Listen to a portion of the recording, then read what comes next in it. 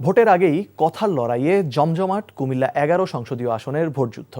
অভিযোগ পাল্টা অভিযোগের মধ্যে ভোটের শান্তিপূর্ণ পরিবেশ নিয়ে শঙ্কাও রয়েছে প্রার্থী ভোটারদের মধ্যে। এরই মধ্যে কয়েক দফা সংঘর্ষেও জড়িয়েছেন একসময়ের মিত্র বিএনপি ও জামায়াতের কর্মী সমর্থকরা। এ আসনে বিএনপির কামরুল হুদার সাথে লড়াইয়ে আছেন জামায়াতের নায়েবে আমির সৈয়দ আবদুল্লাহ মোহাম্মদ তাহের। দুজনই নিজেদের জয়ের ব্যাপারে আশাবাদী। কুমিল্লা প্রতিনিধি মাহফুজ নান্টুকে সাথে নিয়ে নাজিবুর রহমান জানাচ্ছেন বিস্তারিত। ক্যামেরায় ছিলেন মোহাম্মদ আলী খোকন। বৃহত্তর কুমিল্লা জেলার সীমান্ত ঘেঁষা ১৪ গ্রাম উপজেলায় এখন ভোটের আমেজ। ভোট নিয়ে বাড়ছে আগ্রহ, সেই সাথে শঙ্কাও। এরই মধ্যে চলতি সপ্তাহে বিএনপি জামায়াত সমর্থকদের মধ্যে হয়েছে সংঘর্ষ। তাই তো উত্তেজনার পারদ এখন তুঙ্গে। মূল লড়াইয়ে যুক্ত হয়েছেন জামায়াতের শীর্ষ নেতা ও একই আসনের সাবেক এমপি ডাক্তার সৈয়দ আবদুল্লাহ মোহাম্মদ তাহের আর জেলা বিএনপির সিনিয়র যুগ্ম সাধারণ সম্পাদক কামরুল হুদা। ইসলামী আন্দোলন আর অন্য সব দল মিলিয়ে এই আসনে মোট প্রার্থী ৭ জন। স্বাধীনতা পরবর্তী সময়ে কুমিল্লার এই আসনটিতে যারা সংসদ সদস্য হয়েছেন তাদের মধ্যে কেউ কেউ আবার মন্ত্রিত্বের স্বাদও পেয়েছেন। তবে এই অঞ্চলের কাঠামোগত উন্নয়ন যেমনি হয়নি তেমনি হয়নি এই এলাকার মানুষের ভাগ্যের উন্নয়ন।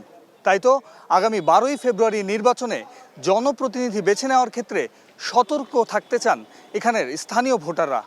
আর আইন শৃঙ্খলা পরিবেশ এবং ভোটের দিনের পরিবেশ নিয়েও উদ্বেগ আছে অনেকের।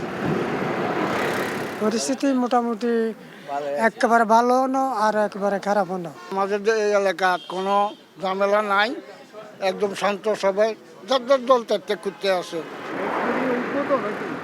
বিএনপি জামায়াত এই দুই দলের মধ্যে জমজমাট লড়াই হতে পারে ১৪ গ্রামের এই আসনটিতে।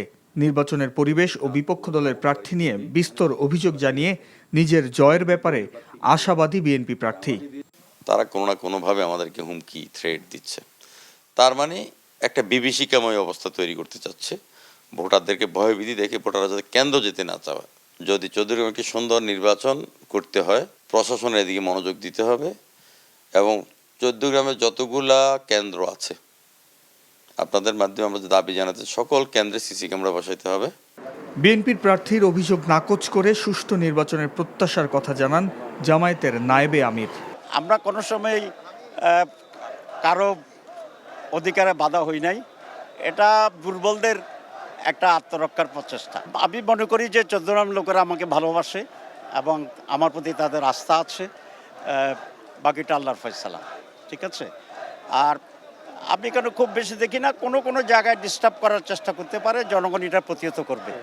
কুমিল্লা জেলায় বরাবরই বিএনপির শক্ত অবস্থান হলেও শান্তিপূর্ণ ভোট হলে এবার প্রতিদ্বন্দ্বিতাপূর্ণ নির্বাচনের আশা করছেন সাধারণ ভোটাররা। Najibur Rahman, NTV news, Comilla. জামায়াত ইসলামীর প্রতি ইঙ্গিত করে বিএনপি চেয়ারম্যান তারেক রহমান বলেছেন, যারা মিথ্যাবাদী তারা মানবদরদী হতে পারে না। তিনি বলেন, নারীদের হেনস্থা করে বক্তব্য দিয়ে জামায়াত আমির এখন আইডি হ্যাকড হবার মিথ্যা কথা বলছেন। যে দলের নেতা নিজের দলের নারীদের অপদস্থ করতে পারেন, তারা ক্ষমতায় গেলে দেশের নারীদের কতটা অপদস্থ করবে তা পরিষ্কার। খুলনায় নির্বাচনী জনসভায় তিনি আরও বলেন, মুক্তিযুদ্ধের সময়ও এই দলটি এমন করেছিল। তারা ১২ ফেব্রুয়ারি নির্বাচন নিয়েও নানা ছলচাতুরির চেষ্টা করছে। বিস্তারিত ইমরুল আহসানের রিপোর্টে।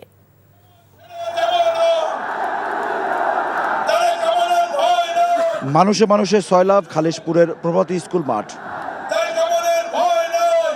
জনতার ঢল মাঠ ছাড়িয়ে উপচে পড়ে আশপাশের সব রাস্তায়। ২২ বছর পর তারেক রহমানকে কাছে পেয়ে উচ্ছ্বাসের কমতি ছিল না নেতাকর্মী আর সমর্থকদের। উপস্থিত জনতার উদ্দেশ্যে বিএনপির চেয়ারম্যান বলেন, শুধু তার দলেরই অভিজ্ঞতা আছে দেশ পরিচালনার। ধানের শীষে ভোট চেয়ে বিএনপির উপর ভরসা রাখার আহ্বান জানান তিনি। একটি গোষ্ঠী, অর্ধেক জনগোষ্ঠী নারীকে কলঙ্কজনকভাবে অপমানিত করেছে উল্লেখ করে তারেক রহমান বলেন, ভোটারদের সিদ্ধান্ত নিতে হবে তারা কি করবেন। একটি রাজনৈতিক দলের নেতা পরিষ্কারভাবে দুদিন আগে বলেছে যে সকল মহিলা, যে সকল মা বোনেরা কর্মসংস্থানের উদ্দেশ্যে কর্মসংস্থানের জন্য যান, তাদেরকে প্রিয় ভাই বোনেরা আপনাদের সামনে আমার বলতে রীতিমতো লজ্জা হচ্ছে। এমন একটি শব্দ সে আমাদের সব মা বোনদের জন্য ব্যবহার করেছে যা এই দেশের জন্য একটি কলঙ্ক স্বরূপ। তারা বলে তারা ইসলাম কায়েম করবে, কিন্তু নবী করিম সাল্লাল্লাহু আলাইহি ওয়াসাল্লামের স্ত্রী পর্যন্ত, উনিও পর্যন্ত একজন ব্যবসায়ী ছিলেন। তাহলে আজকে কোথায় গিয়ে দাঁড়ালো বাংলাদেশের নারী সমাজ তথা তাবৎ পৃথিবীর নারী সমাজকে কিভাবে অপমান করা হলো? যে দলটি নির্বাচনের আগে দেশের অর্ধেক জনগোষ্ঠীকে ঘরের মধ্যে বন্দী করতে চায়, যে দলটি নির্বাচনের আগে দেশের অর্ধেক জনগোষ্ঠীকে অসম্মানজনক ভাবে কথা বলে, তাহলে আপনাদের কাছে আমার প্রশ্ন আজকে, নির্বাচনে যদি তারা কোনোভাবে সুযোগ পায় নির্বাচন পরবর্তী সময়, তাহলে তাদের আচরণ কি হতে পারে? যারা আপনাদেরকে এভাবে অপমানিত করে তাদেরকে আপনারা কিভাবে জবাব দিবেন? আজ সেই সিদ্ধান্ত নেওয়ার সময় এসেছে। বিএনপির চেয়ারম্যান বলেন, নিজেদের উদ্দেশ্য হাসিলের জন্য একটি দল ধর্মকে ব্যবহার করছে, আশ্রয় নিচ্ছে মিথ্যার। নির্বাচনের আগে এইভাবে মিথ্যা কথা বলছে, দলটি পর্যন্ত মিথ্যা কথা বলছে, তাদের আইডি বলে হ্যাক হয়ে গেছিল, অথচ আইডি হ্যাক হয়নি তাদের। কাজে এরা নির্বাচনের আগে নিজেদের স্বার্থ সিদ্ধির জন্য মানুষের সামনে মিথ্যা কথা তুলে ধরছে, মিথ্যা কথা তারা বলছে। এদের একটাই পরিচয়, এরা মিথ্যাবাদী, এরা নিজেদের প্রয়োজনে নিজেদের সাথে মিথ্যা কথা বলে। যারা মিথ্যা কথা বলে, হাজারো লক্ষ কোটি মানুষের সামনে যারা মিথ্যা কথা বলে, যারা বিশেষজ্ঞদের মুখের উপরে মিথ্যা কথা বলে, এরা আর যাই হোক, এরা দেশ দলেরই হতে পারে না। ভোট নিয়ে ষড়যন্ত্র চলছে এমন অভিযোগ করেন তারেক রহমান। একটি মহল বলার চেষ্টা করছে এবার ভোট গণনাতে বলে অনেক সময় লাগবে। শুনেছেন এই কথা আপনারা? প্রিয় ভাই বোনেরা, ষড়যন্ত্র কিন্তু আবার শুরু করেছে। এই যে যাদের কথা বলেছি প্রথমে, তারা জনগণের সামনে সকাল বিকাল মিথ্যে কথা বলছে। তারেক রহমান বলেন, ক্ষমতায় গেলে খুলনার মৃত শিল্প কারখানা পুনরায় চালু করা হবে, বেকারদের জন্য কর্মসংস্থান ও নারীদের স্বাবলম্বী হিসেবে গড়ে তোলা হবে। ইনশাআল্লাহ বিএনপি আগামী 13 তারিখে সরকার গঠন করলে এই শিল্প নগরীকে আবার জীবিত শিল্প নগরীতে আমরা পরিণত করতে চাই, যাতে করে সেই সব শিল্পের মধ্যে শুধু পুরুষরাই নয়, সেই সব শিল্পের মধ্যে যাতে নারীদেরও কর্মসংস্থান হয়, সেভাবে আমরা এই অঞ্চলের শিল্প নগরীকে গড়ে তুলতে চাই। দুপুরের পর যশোরের নির্বাচনী জনসভায় বক্তব্য রাখবেন তারেক রহমান। প্রতিদ্বন্দ্বী রাজনৈতিক দলকে আক্রমণের চেয়ে নির্বাচনী প্রচারে নতুন বাংলাদেশ গড়ার পরিকল্পনার উপর বেশি জোর দিচ্ছেন তারেক রহমান। প্রতিশ্রুতির বাস্তবায়নে দক্ষিণ পশ্চিমাঞ্চলের সাধারণ ভোটারদের সমর্থন চাইলেন তিনি। বললেন, সবাইকে নিয়ে গঠন করা হবে আগামীর বাংলাদেশ, জনগণ পাবে সুশাসন। Imrul Hasan, NTV news, Khalishpur, Khulna. যে কোনো মূল্যে জিততে হবে এ আদর্শ 11 দলীয় জোটে নেই বলে মন্তব্য করেছেন জামায়াতে ইসলামের আমির শফিকুর রহমান। দেশের মানুষের ভালোবাসা জয় করেই আগামীর বাংলাদেশ গড়ার প্রত্যয় ব্যক্ত করেন তিনি। কক্সবাজারের নির্বাচনী জনসভায় তিনি এও বলেন, চারিদিকে অন্ধকার দেখে একটি দল নানাভাবে গুজব ছড়িয়ে হেয় করার চেষ্টা করছে। অতীতের ফ্যাসিবাদী রাজনীতির কবর রচনা করা হবেও জানান তিনি। কক্সবাজার থেকে আপিল শাহরিয়ারের রিপোর্ট। জামায়াতে ইসলামীর আমির শফিকুর রহমানের চট্টগ্রাম বিভাগের নির্বাচনী প্রচারণার শুরুটা হয় কক্সবাজারের মহেশখালী দিয়ে। সকাল থেকেই লোকে লোকারণ্য পাহাড়ি দ্বীপের জনসভাস্থল। মহেশখালী ও কুতুবদিয়া উপজেলা নিয়ে কক্সবাজার 2 আসনে লড়ছেন জামায়াতে ইসলামীর সহকারী সেক্রেটারি জেনারেল হামিদুর রহমান আজাদ। নতুন বাংলাদেশ বিনির্মাণে 11 দলীয় জোটের পাশে থাকতে দেশবাসীর প্রতি আহ্বান জানান দলটির আমির শফিকুর রহমান। শরীফ ওসমান বিন হাদি, তার হত্যাকারীর জন্য কোনো মায়া নাই, দয়া নাই, ছাড় নাই। এদের সহযোদ্ধাদের বিচার তো হতে হবে, এটা তো ন্যায্যতার দাবি। তবে কারো উপর অবিচার করা হবে না ইনশাআল্লাহ। কোনো পাইকারি জরিমানা নাই, ন্যায় অন্যায় সব কিছুকে গুলায় ফেলার কোনো কর্মসূচি আমাদের নাই। তারপরে আমরা কথা দিচ্ছি, মানুষ তো ভুল করতেই পারে।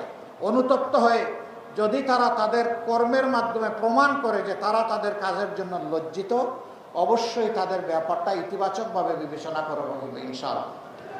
এই দেশ চালাতে হবে তো। এই মানুষগুলো এই দেশেরই মানুষ। কোথায় ফেলবো? সাগরে? এদেরকে সাগরে ফেলতে পারবো না। আর এত মানুষকে জায়গা দেওয়ার মতো জেল বাংলাদেশে নাই। সবার লাগবে না, লেজ ধরে পা ধরে টানাটানি না করে কান ধরে টান দিলেই হয়ে যাবে ইনশাআল্লাহ। চাঁদাবাজ ও দুর্নীতিবাজদের এদেশে ঠাঁই হবে না বলেও হুঁশিয়ারি দেন তিনি। নিজের আদর্শ, কর্মসূচি, পরিকল্পনা, বক্তব্য, চরিত্রে নিয়ে আসো। বলবা আমাদের দল, আমাদের শাসকই পারবে, আমাদের সরকারই পারবে একটা দুর্নীতিমুক্ত বাংলাদেশ দিতে।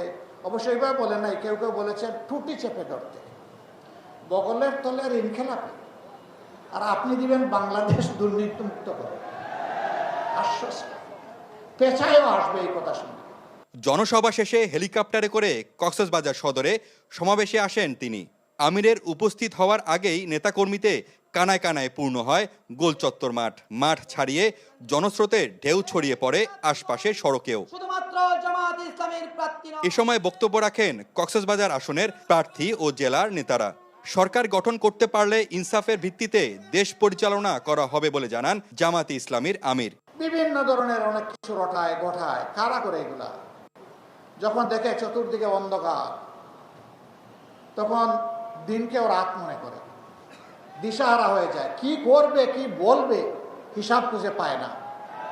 কিন্তু মনে রাখবেন, এ দিয়ে জনগণের ভালোবাসার জোয়ার ঠেকানো যাবে না। জনগণের দেহের উপর চাবুক মারতে পারবেন, মনের উপরে চাবুক মারতে পারবেন না। গত কয়েকদিন ধরে বাংলাদেশে অনেকগুলা ঘটনা ঘটেছে মা বোনদেরকে অপমান করার, তার প্রতিবাদ আমি করি, এখন আমার পিছনে লেগেছে, ডাকাতের মতো, ছুরের মতো লেগেছে। সামনে থেকে মোকাবেলা করার সাহস নাই, পিছন থেকে এখন আমার পিছনে লেগেছে। হ্যাঁ, পিছনের লোকেরা ইনশাল্লাহ পিছনে পড়ে থাকবে, সামনে যেতে পারবে না ইনশাল্লাহ। এ সময় তিনি গণভোটে হ্যাঁকে জয়ী করতে দেশবাসীর প্রতি আহ্বান জানান। দেশ গঠনের কর্মপরিকল্পনা নিয়ে দেশের বিভিন্ন প্রান্তে যাচ্ছেন জামায়াতে ইসলামীর আমির শফিকুর রহমান। চট্টগ্রাম বিভাগে এসে এ অঞ্চলের সম্ভাবনা ও সমস্যাগুলো চিহ্নিত করে সমাধানের আশ্বাস দেন। বললেন ইনসাফের ভিত্তিতে দেশ গড়ার কথা। Apple Shahriar, NTV news, Cox's Bazar. বিএনপির প্রতিষ্ঠাতা শহীদ প্রেসিডেন্ট জিয়াউর রহমানের জন্মবার্ষিক উপলক্ষে রাজধানীর করাইল বস্তির আনসার ক্যাম্প মাঠে মেডিকেল ক্যাম্পের উদ্বোধন করেছেন বিএনপির চেয়ারম্যান তারেক রহমানের সহধর্মিণী ডাক্তার Zubaida Rahman. Doctor association of Bangladesh DAB আয়োজিত এই ক্যাম্প থেকে বিনামূল্যে ওষুধ এবং চেক আপ করাতে পারবেন স্থানীয়রা।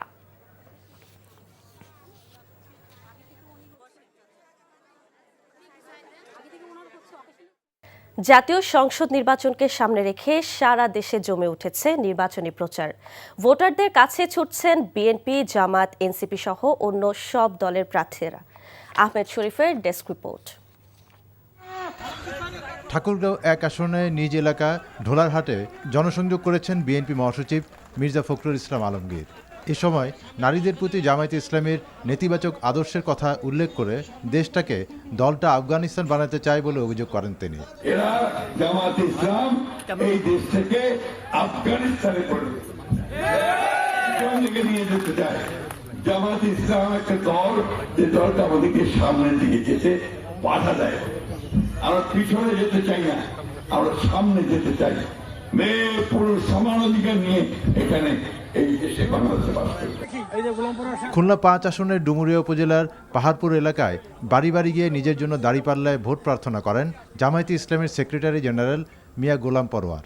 চারিদিকে মানুষের মধ্যে যে পরিবর্তনের একটা ভাবনা দেখতে পাচ্ছি আগের চেয়ে, আশা করি দেশে পরিবর্তন হবে এবং আল্লাহ যদি আমাকে বাঁচিয়ে রাখেন তো আপনাদের ভালো মন্দ নিরাপত্তার ব্যাপারে আমি ইনশাআল্লাহ দেখাশোনা করব। আপনারা আমার সঙ্গে থাকবেন, আমরাও আপনার সঙ্গে থাকবো।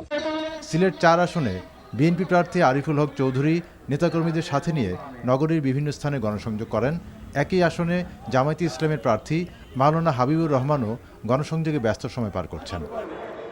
কুমিল্লা 6 আসনের বিএনপি প্রার্থী মনিরুল হক চৌধুরী টাউন হল মাঠে এক জনসভায় অংশ নেন।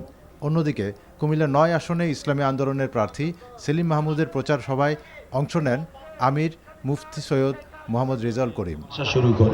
মানিকগঞ্জ 1 আসনে জামায়াতে ইসলামের প্রার্থী ডাক্তার আবু বকর সিদ্দিক শিমুলিয়া ইউনিয়নের বিভিন্ন এলাকায় ব্যাপক গণসংযোগ করেছেন। নাটোর 3 আসনের এনসিপি প্রার্থী এস এম জার্জিস কাদির গণসংযোগ করেছেন সিংড়া উপজেলার বিভিন্ন হাট ও বাজারে। একই আসনের বিএনপি প্রার্থী আনোয়ারুল ইসলাম আনু সিংড়া বাজার ও বাসস্ট্যান্ড এলাকায় গণসংযোগ করেন। দিনাজপুর 6 আসনের ধানের শীষের প্রার্থী ডাক্তার AZM জাহিদ হোসেন হিলিতে নির্বাচনী গণসংযোগ করেন। এছাড়া নওগাঁ, নোয়াখালী, ঝালকাঠি সহ দেশের অন্য সব জেলার নানা প্রান্তে নির্বাচনী প্রচারে ব্যস্ত সময় পার করছেন প্রার্থীরা। আহমেদ শরীফ, এনটিভি নিউজ ডেস্ক। নারীদের যারা অবমাননা করে, নারী নেতৃত্ব প্রতিষ্ঠা হোক যারা চায় না, তাদের পক্ষে এদেশের নারী সমাজ থাকতে পারে না বলে মন্তব্য করেছেন কক্সবাজার 1 আসনের বিএনপি প্রার্থী সালাউদ্দিন আহমেদ। নারীদেরকে যারা অবমাননা করে, নারী নেতৃত্ব প্রতিষ্ঠিত হোক সেটা যারা চায় না, তাদের পক্ষে তো এই দেশের নারী সমাজ থাকতে পারে না। সারা দেশে প্রতিবাদের মিছিল, প্রতিবাদের ঝড় উঠছে, কারণ তারা নারীদেরকে ঘরে আবদ্ধ রাখতে চায়, কর্মস্থলে দিতে যেতে চায় না, কর্মঘণ্টা কমানোর কথা বলছে যাতে নারীদের কর্মসংস্থান না হয়। তারা বলছে তাদের দলের নেতৃত্বে কখনো নারী আসবে না। তাহলে আমরা গণতন্ত্রের কথা বলছি কেন? নির্বাচন শান্তিপূর্ণ করতে সকল প্রস্তুতি সম্পন্ন হয়েছে বলে জানিয়েছেন স্বরাষ্ট্র উপদেষ্টা জাহাঙ্গীর আলম চৌধুরী। দুপুরে বরিশাল শিল্পকলা একাডেমি মিলনায়তনে নির্বাচন ও গণভোট সুষ্ঠুভাবে সম্পাদনে আইনশৃঙ্খলা বিষয়ক মতবিনিময় সভায় তিনি এ কথা বলেন। নির্বাচন শান্তিপূর্ণ করতে সবাইকে ঐক্যবদ্ধভাবে কাজ করার আহ্বান জানিয়েছেন স্বরাষ্ট্র উপদেষ্টা। বাংলাদেশের জন্য সুবিধাজনক হলেই চট্টগ্রাম বন্দর পরিচালনায় ডিপি ওয়ার্ল্ডের সাথে চুক্তি করা হবে, অন্যথায় হবে না বলে জানিয়েছেন নৌ পরিবহন উপদেষ্টা সাখাওয়াত হোসেন। আজ সচিবালয়ে সাংবাদিকদের প্রশ্নের জবাবে তিনি এ কথা জানান। যে বিষয় নিয়ে তারা কথা বলছে, এখন পর্যন্ত এটা নিয়ে কোনো ফাইনাল জায়গায় আমরা এখনো পৌঁছিনি। তার আগে এটা বলছে, আমি বারবার ওদেরকে বলেছি, আমি যেখানে আমাকে ডেকেছে, যেখানে কথা বলেছি, একটি কথা বলেছি যে আমার রাষ্ট্রীয় স্বার্থের বিরুদ্ধে আমি অন্তত বা আমরা যারা আছি এমন কোনো কাজ করছি না। যদি ফেভারেবল হয় তাহলে হবে, ফেভারেবল না হলে হবে না। গণভোট কেবল বর্তমান সরকারের বিষয় নয়, ফ্যাসিবাদ রুখে ভবিষ্যৎ বাংলাদেশ বিনির্মাণে জবাবদিহিতার বিষয় বলে মন্তব্য করেছেন প্রধান উপদেষ্টার বিশেষ সহকারী অধ্যাপক ডক্টর আলী রিয়াজ। যে পরিমাণ টাকা 16 বছরের লুট হয়েছে, সেই টাকা দিয়ে বাংলাদেশের সকল মানুষের শিক্ষা এবং স্বাস্থ্যের ব্যবস্থা করা যেত। কেন সম্ভব হয়েছে? সম্ভব হয়েছে দুর্নীতি দমন কমিশনকে কার্যত বিরোধী দল দমন কমিশনে পরিণত করা হয়েছিল। ক্ষমতাসীনরা লুট করে টাকা নিয়ে গেছে, কিন্তু দুর্নীতি দমন কমিশন কিচ্ছু করেনি। তরুণ প্রজন্মের ভাবনা জানতে রাজধানীতে সমসাময়িক বিষয় নিয়ে তরুণদের সাথে উন্মুক্ত আলোচনা করেছেন তারেক রহমানের কন্যা জাইমা রহমান। আলোচনায় উঠে আসে চিরায়ত ঢাকার নাগরিক সমস্যা, শিক্ষায় বৈষম্য এবং পরিবেশ সহ বেশ কিছু গুরুত্বপূর্ণ বিষয়। আরও জানাচ্ছেন ওবায়দুল্লাহ মামুন। আগামী নির্বাচনে 4 কোটিরও বেশি তরুণ ভোটার সরকার গঠনে গুরুত্বপূর্ণ ভূমিকা পালন করবে। তাই নির্বাচন সামনে রেখে তরুণদের মতামত ও ভাবনা জানতে নিয়মিত বৈঠকে মিলিত হচ্ছেন বিএনপি চেয়ারম্যান তারেক রহমানের কন্যা জাইমা রহমান। এটাই হচ্ছে এই ট্রাফিকের কারণে, আদারওয়াইজ এত প্রবলেম হয়তো থাকার কথা না। রাজধানীর বনানী ডিওএইচএস মাঠে জাতি গঠনে তরুণদের ভূমিকা জানতে চায়ের আড্ডায় বসেন জাইমা রহমান। জানতে চান দেশ নিয়ে তাদের ভাবনা। মানে very energetic, inspirational, very brilliant. এই যে তরুণরা যারা আছেন, এটা নতুন, পার্সোনালি আমি নতুনভাবে দেখছি। কারণ খবরেও যখন টিভিতে দেখি, নাহলে খবরের কাগজ খুলে দেখি, আপনাদের মতো ওরকম মানে মানুষদেরকে হাইলাইট করা হয় না। It's very much sort of যেন হয়তো বা একটু অফ এ সার্টেন এজ, আমাদের মা বাবার বয়সী, কিন্তু আপনাদের মধ্যে যে এত মানে আইডিয়াস আছে, এনার্জি আছে, এত কিছু করার মানে ইচ্ছা। যানজট ঢাকার সবচেয়ে বড় সমস্যা উল্লেখ করে তরুণরা তা উত্তরণে বিএনপির পরিকল্পনার বিষয়ে জাইমা রহমানের কাছে জানতে চান। জবাবে তিনি বলেন, ট্রাফিক আইন সংস্কারের পাশাপাশি নাগরিকদেরও সচেতন হওয়া দরকার। এখন যদি উদ্দেশ্য এক হয়, বিভিন্ন জায়গা থেকে যদি মানে মানুষেরা কাজ করতে চায়, we should allow them to have that opportunity and access. So ওটা যদি প্ল্যাটফর্মটা করা হয়, দেওয়া হয় সুযোগ সুবিধা, তাহলে তো মানে I think it's beneficial for everyone really. খালবিল দখল ও অপরিকল্পিতভাবে নগর উন্নয়নের অভিযোগ করে জাইমা রহমান সরকারের পাশাপাশি স্বেচ্ছাসেবকদেরও এগিয়ে আসার আহ্বান জানান। Obaidullah Mamun, NTV news, Dhaka. নির্বাচনে সহিংসতার ঝুঁকি রয়েছে জানিয়ে টিআইবি নির্বাহী পরিচালক ডক্টর ইফতেখারুজ্জামান বলেছেন, মব সন্ত্রাস নিয়ন্ত্রণ করতে না পারলে সুষ্ঠু নির্বাচন আয়োজন বাধাগ্রস্ত হবে। রাজনৈতিক দলগুলো নোট অফ ডিসেন্টের কারণে জুলাই সনদ দুর্বল হয়েছে উল্লেখ করে তিনি বলেন, অন্তর্ঘাতের শিকার হয়ে লক্ষ্যভ্রষ্ট হয়েছে সরকারের সংস্কার প্রক্রিয়া। রিপোর্টে আরো জানাচ্ছেন শফি মাহমুদ সাগর। কোনো উদ্যোগ নেওয়া হয়নি। কর্তৃত্ববাদ শাসন পরবর্তী ১.৫ বছরে প্রত্যাশা ও প্রাপ্তি নিয়ে করা গবেষণার ফলাফল উপস্থাপন করে ট্রান্সপারেন্সি ইন্টারন্যাশনাল বাংলাদেশ।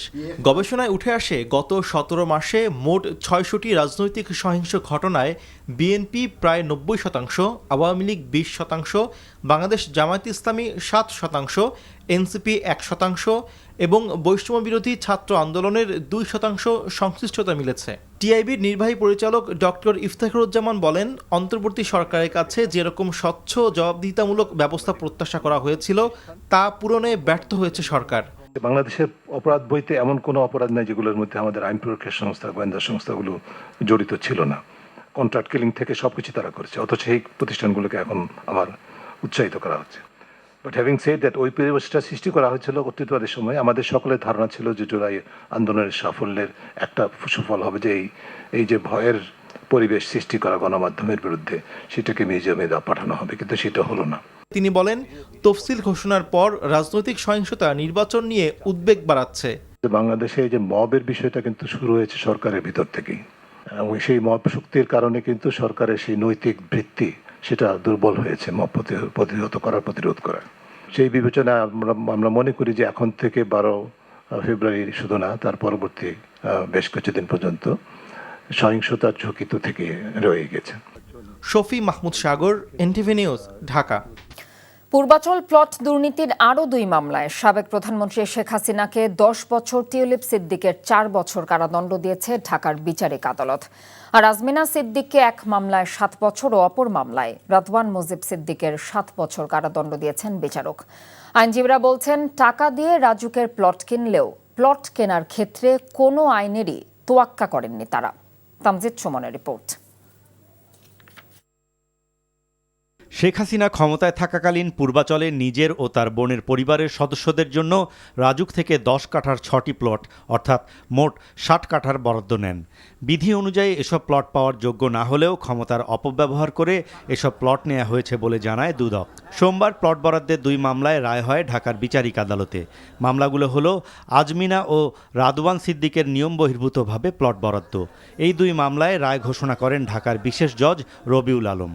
2টি মামলায় আজমিনা সিদ্দিককে 7 বছরের সশ্রম কারাদণ্ড, রাদওয়ান মুজিব সিদ্দিককে 7 বছরের সশ্রম কারাদণ্ড, টিউলিপ রেজনা সিদ্দিককে 2 বছরের সশ্রম কারাদণ্ড এবং অন্যান্য আসামিদের জন্য শেখ হাসিনা সহ 5 বছরের সশ্রম কারাদণ্ড প্রত্যেককে। দুদকের আইনজীবীরা বলছেন, রাজুকের প্লট কেনার ক্ষেত্রে কোনো নিয়ম মানেননি তারা।